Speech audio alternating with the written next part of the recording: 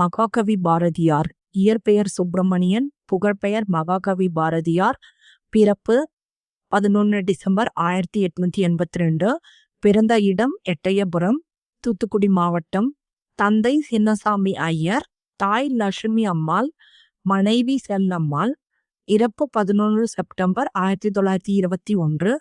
இறந்த இடம் சென்னை. பாரதியாரின் சிறப்பு பெயர்கள்: மகாகவி, தேசிய கவி, விடுதலை கவி, புதுக்கவிதையின் முன்னோடி.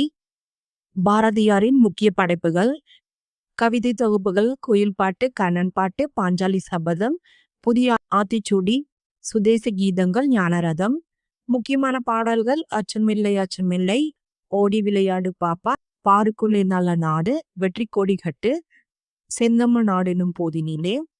பாரதியார் மற்றும் விடுதலை போராட்டம். இந்திய விடுதலை போராட்டத்தில் தீவிரமாக ஈடுபட்டவர். தேசிய உணர்வை மக்களிடம் எழுப்பியிருக்காரு. லோகமானிய திலகர் அவர்களால் ஈர்க்கப்பட்டார். புதுச்சேரி சென்று புரட்சிகர கட்டுரைகளை எழுதியிருக்காரு.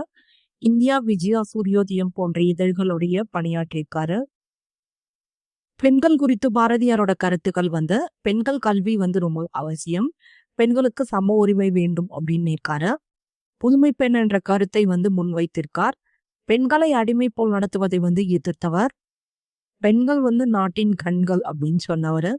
முக்கியமான வரிகள் பார்த்தீங்கன்னா, நிமிர்ந்த நன்னடை, நேர்கொண்ட பார்வை அப்படிங்கிற வரிகள். சாதி ஒழிப்பு கருத்துக்கள் சாதி வேறுபாட்டை கடுமையாக எதிர்த்தவர். அனைவரும் சமம், மனிதநேயம் முக்கியம் என வலியுறுத்தினார்.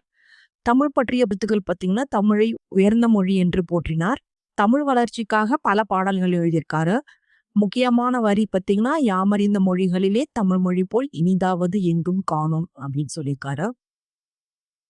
அடுத்தது மகாகவி பாரதியாருடைய பணியாற்றிய பத்திரிகைகளின் பெயர்கள் சுதேசி மித்ரன், சூரியோதயம் ஆர் கர்மயோகி, விஜயா, பாலபாரதம், சக்கரவர்த்தினி, இந்தியா.